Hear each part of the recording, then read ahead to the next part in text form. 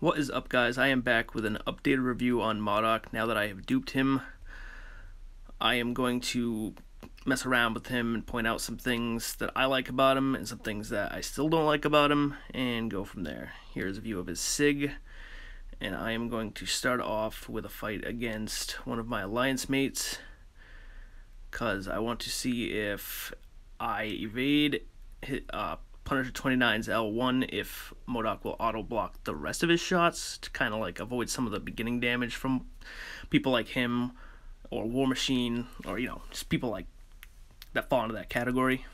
Alright, here we go. So his blocking damage is a little bit better. Still not great against like really powerful guys, but alright, and so that works, which I kind of put that as a pro.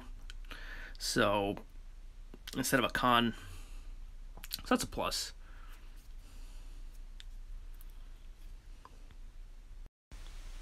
Alright, so next up here, I'm going to do a few fights in the first chapter of Modock Hotel on Uncollected.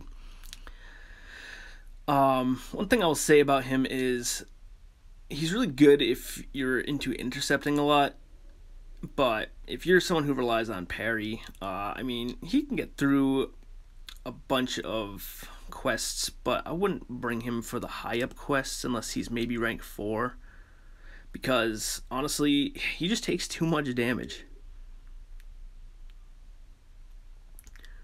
But on the plus side, he does deal quite a bit of damage at times when the flux is high, which I'm still not exactly sure how that works. I do wish they had like some kind of gauge on the side that showed it when it went up and down. I don't even know if it goes down. I mean, the wording on his profile is a little confusing. His bleed is still, pretty shoddy.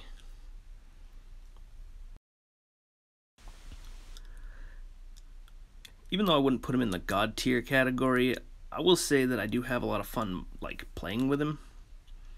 But at the same time, I'm not sure where I would find him the most valuable currently. I haven't put him on war defense yet, so I can't say how he'd perform. I will at some point, just to see, but I still feel like people will just eat through him with blocked damage, honestly. The one in 5.4 and in the Uncollected difficulty is so souped up that he just seemed like a beast for defense, but I don't know, after playing with him a bit, I just can't see it being viable. Not to mention people like Blade and Black Widow and Elektra all just eat through him like nothing, unless you have him on like an invisible node, which there's only one of those currently in war, so that's not going to be helpful at all. I do like all the buffs from his L3.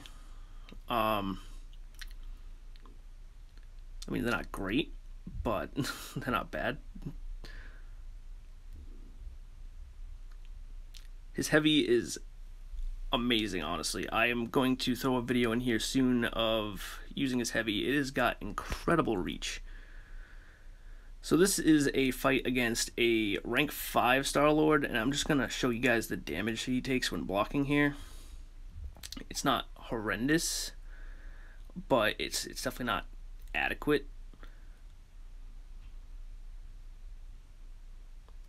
But in comparison to the upwards to 1,000 damage he will take in chapter 5.4 and anything else like that, I mean, Star-Lord only takes like 200 to 400 damage from blocking in those, so I mean, it's pretty obvious who a better choice is. Alright, so in this video, I'm just going to heavy the whole time.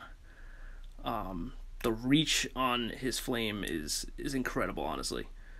And I imagine that would be pretty good for Electro, because his incineration damage is really not bad, and the critical hits from his heavy are also not bad. So it's definitely an option for some fights. And he just looks ridiculous spinning around in that chair. Yeah, there we go. Alright, so in this fight, I had just finished fighting a different Mystic because I wanted to test out his power drain from blocking, and it's not bad. It might work well in war on the kinetic reactor nodes if you're fighting a Mystic after you've already beaten a Mystic, but you know, whatever. This next part of the video, I used an L1 on Magic to reverse her Limbo, which I find that kind of neat. I mean, it's not great, but it's pretty neat. Alright, so here we have him just auto-fighting. I just wanted to see how the AI did, you know, just gotta get a sense of how he would react in war on defense. It's not bad, but it's not great. But out of some of the characters' AIs, his AI works much better than, like, I don't know who to compare it to, but it's better than some. Alright, so to wrap up my opinions from this video here, if you're someone who relies on parry, then Modock is probably not the champ for you offensively. If you intercept a lot, he's mediocre and, you know, maybe worth bringing for synergy if you like his synergies. Also, if you have a problem getting hit, he may also be worth bringing, especially for people who intercept, because it can save your ass when you're in the process of intercepting and fail and they hit you instead, because he'll absorb the block. I'd say for science champs, he's not bad. Also, I apologize for this hella fight here. This was a complete accident, and I selected the wrong person when I went into it. I'd say probably Quake is better than him in terms of just overall usability in comparison to other science champs. With the increased health pool at rank 4, he may be a bit better, but I mean, I just don't know that I'd actually take him to 4 at this point. There's so many other champs that are worthy of going to 4 over him, but, you know, I don't know. And plus, with Sentry coming up, you know, on paper he sounds like he could be amazing, but again, so did Modock's abilities, but they kind of fell short. Either way, thanks for taking the time to watch my video. 4th video I've made. Still a bit shitty, but I hope to improve over time, and, you know, I just appreciate you taking the time to watch it.